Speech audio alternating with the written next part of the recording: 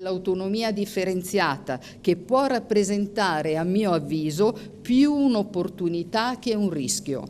Governo, regioni, Parlamento saranno tutti chiamati a dare un contributo per rendere effettivi i principi di sussidiarietà e buon andamento, senza egoismi e senza penalizzazioni per nessuno. Autonomia da fare con la centralità del dibattito in Parlamento per arricchire le scelte, ma applicarla perché i cittadini la vogliono. Interviene anche la veneta Casellati, seconda carica dello Stato, per spingere il progetto di riforma che fa litigare la maggioranza di governo. E dal conclave evocato da Zaia per chiudere la partita ora si passa alle nozze in bilico, come fa il ministro Stefani. Quello tra noi, il Movimento 5 Stelle, dice non è un matrimonio fondato sull'amore, ma su un contratto. Se non viene rispettato è dura andare avanti. Vero è, aggiunge, che il confronto aspro serve a chiarire le posizioni.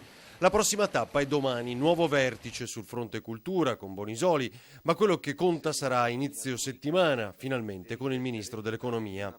Poi svela che il Premier ha annunciato che fisserà un incontro con i presidenti di Veneto e Lombardia per valutare con loro il testo dell'intesa prima dell'approdo in Consiglio dei Ministri. Ci sarà quindi la necessità di tener conto di tante esigenze e di contemperare aspetti geografici, sociali ed economici, sapendo che i cittadini ci chiedono di ridurre la distanza tra decisori e territorio in una logica di efficacia, di efficienza e di economicità. Salvini ribadisce la necessità di fare in fretta. Il governatore lombardo Fontana si augura che l'intesa si sblocchi come la TAV.